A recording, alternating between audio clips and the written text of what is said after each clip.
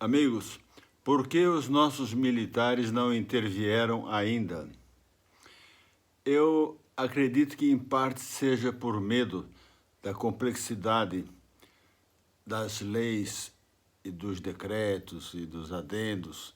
São dezenas de milhares de leis, são milhões de adendos, e depois pela complexidade do comunismo instalado no Brasil. E eles não têm juristas suficientes lá dentro das Forças Armadas capazes de interpretar e mudar essas leis. Mas há advogados bons, estudiosos, juristas que sabem interpretar essas palavras subrepetícias que estão nas leis, que transformaram o Brasil nesse país comunista, fora aquelas medidas descaradas do comunismo implantado no Brasil. Acredito que a maioria dos militares veem facilmente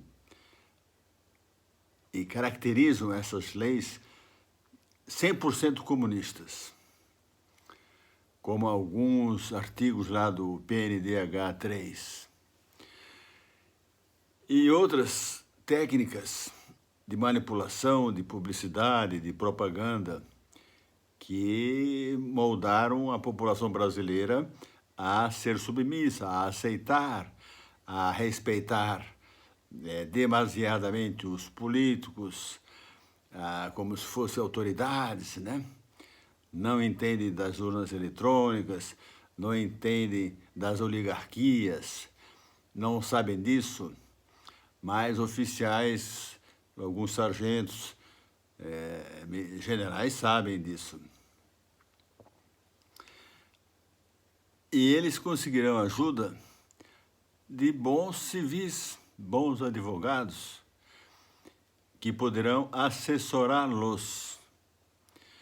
Eu acredito que no início do primeiro mês da intervenção, quando ela ocorrer, porque ela irá ocorrer, e depois que ocorrer no Brasil, ocorrerá em outros países da América do Sul. Basta prender 200 pessoas, 300, 400 pessoas nos primeiros meses. Isso intimidará os comunistas, porque o comunismo, os senhores militares sabem, a população não sabe ainda que é uma barbárie, né? Eu agora estou ensinando para a população com quem eu falo explicar o que é comunismo. Por exemplo, a burocracia criminosa é comunismo, a corrupção monstra é comunismo, a injustiça na justiça é comunismo,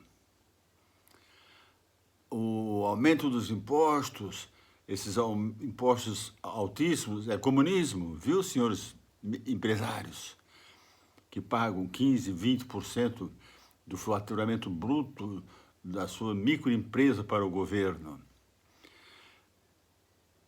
Aí o povo começa a entender a palavra comunismo. Talvez muitos militares também ainda não entendem o que significa a palavra comunismo. Eles acham que comunismo é aquela coisa lá da Rússia, né?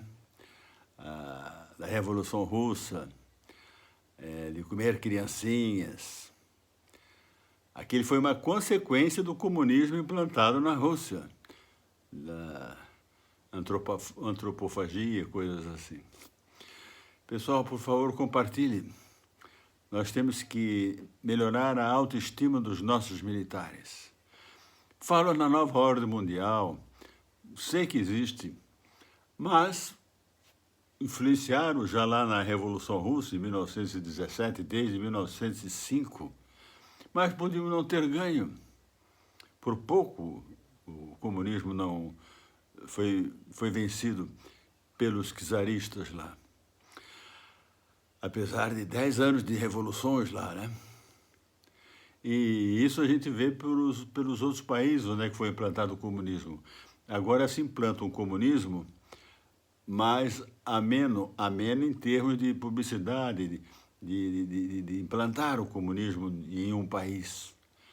Através dessas leis com cláusulas e artigos comunistas, que um bom advogado sabe entender nas entrelinhas dessas leis e dos artigos que o Brasil já é comunista. E fala-se também que o Exército é legalista. Não, porque nós somos legalistas, o pessoal que defende os militares. Muitos generais não estão sendo legalistas. A nossa Constituição já foi rompida várias vezes, e eles aceitaram. Então, eles não são legalistas. Estão longe disso, né? Muito longe. Infelizmente, por 35 anos, foi feita doutrinação, inclusive na caserna, e muitos desses caras se tornaram generais e coronéis, e não entendiam que estavam sendo levados a serem militares, formarem as Forças Armadas para defender o povo e a pátria. Foram levados a pensarem como comunistas. O comunismo agora está 100 vezes, talvez 1000 vezes pior que em 1964. O Brasil agora já é 100% um país comunista, autoritário. Nós precisamos do capitalismo conservador bom democrata. Bom democrático, um capitalismo democrático. É melhor para todo mundo, todo mundo. Um abraço, senhores. Por favor, compartilhem.